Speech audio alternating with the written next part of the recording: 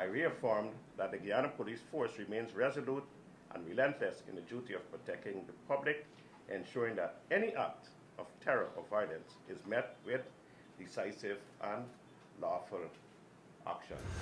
Thank you for joining us for an update on the gas station explosion case, which is currently being treated as an act of terrorism. Here are some key details you need to know before we dive into the charges police are planning to lay against the self-confessed suspect. 1. Police say a Spanish-speaking man, alleged to be a Venezuelan, has confessed to detonating an explosive device at the Mobil gas station. 2. The explosion left 6-year-old Soraya Bourne dead and several family members injured after their vehicle was directly caught in the explosion.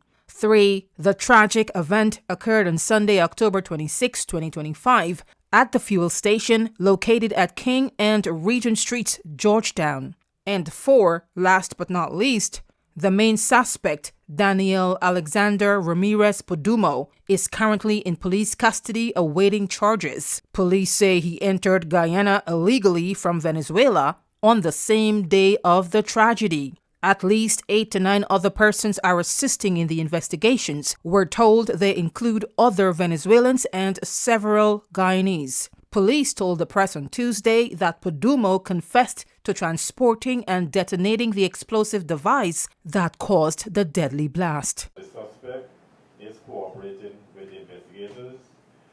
We have already secured a confession statement from him. Among other things that he mentioned to us is that the device, he brought it in from Venezuela to Guyana. He also indicated that the device had a switch which he activated when he exited the vehicle, which was parked within the vicinity of the gas station. So far, the police have not been able to pinpoint a clear motive. In the meantime, the next major step in the case is to bring charges. While speaking at the same media briefing on Tuesday, Police Commissioner Clifton Hicken said the man faces terrorism and other charges. Based on the evidence gathered thus far, detectives are establishing the elements to support the charges of Section 39A and 39B of the Criminal Law Enforcement, the Criminal Law of Offences Act, Chapter 801, which addresses act of terrorism and conspiracy to commit terrorism.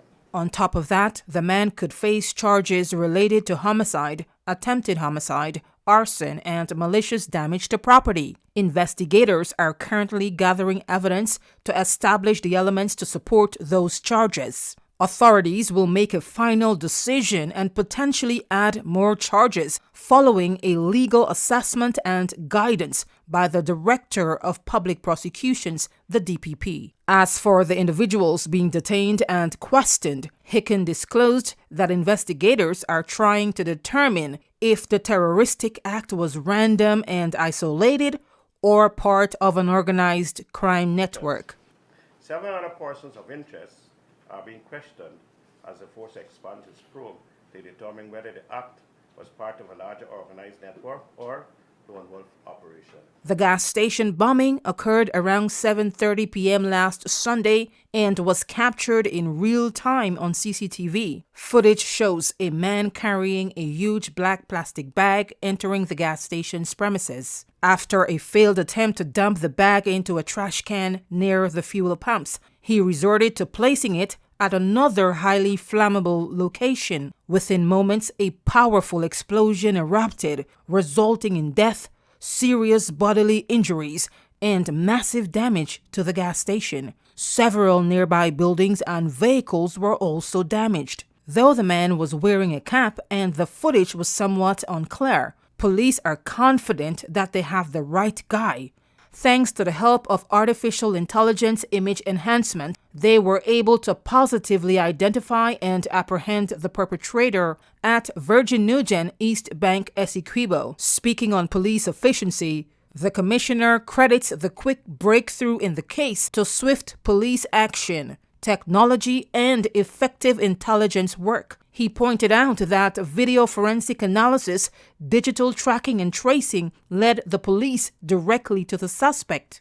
The key players were from a special investigative task force comprising members of the Major Crimes Investigation Unit, Criminal Investigations Department Headquarters, Regional Divisions 3, 4A, and 4B, as well as intelligence and forensic experts. We underscore that the incident demonstrated the force's capability, discipline, professionalism, support by the effective use of technology and intelligence policing. The Guyana Police Force wants the nation to know that it, quote, remains resolute and relentless in its duty to protect the public, ensuring that any act of terror or violence is met with decisive and lawful action. As Hicken disclosed earlier on, local investigators will continue working closely with Interpol and other international intelligence and security agencies to verify the suspect's background and possible links to organized crime networks.